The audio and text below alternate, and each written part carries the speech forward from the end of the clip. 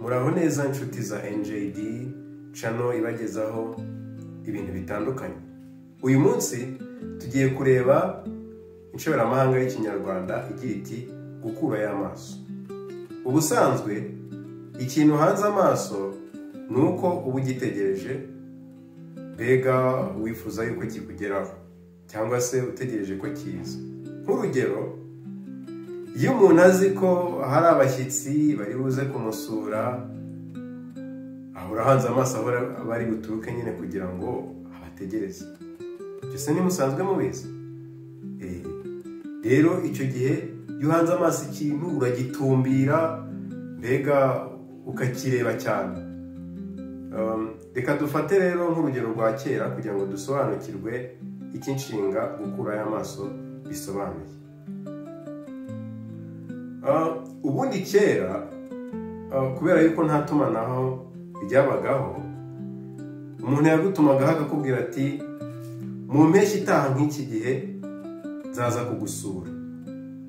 Ubwo icyo gihe cyageraga wariteguraga ugashigisha amarwa ugategereza abashyitsi. Noneho ku munsi bari buzeho, umuntu yashoboraga kohereza nk'umwana cyangwa se indi ntumwa, ngira ngo namwe murabizi kera, akagenda akajya ahantu hirengeye aho abashyitsi bari buturuke, yarangiza akahatumbira kugira ngo arebe niba babashyitsi bari buze. Iyo abonye abashyitsi batungutse, ahita yirukanka akajya mu rugo akabwira abantu ati babashyitsi baraje kugira ngo babitegure. Habaga rero ubwo wa muntu watanze gahunda yo kuzasura mugenzi we yahuraga n'ikibazo, wenda yashoboraga kugihurira mu rugo, guhurira nacyo mu rugo cyangwa mu nzira, maze bigatuma atajya aho agomba kujya, bigatuma mbega ataza kumusura. Nyamara kubera ko nta tumanaho ryabaga rihari, ba bantu bo bakomezaga kwitegura.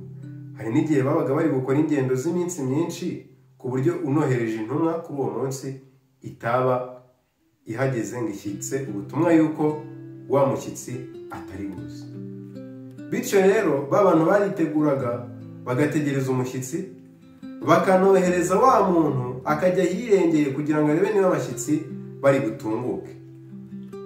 Icyo gihe umunsi warakuraga ukageraho bugoroba, wa muntu agitegereje agitumbiriye ahantu bari buturuke, yakumva arambiwe agakura y'amaso akavuga ati yewe ubanza abantu batakije.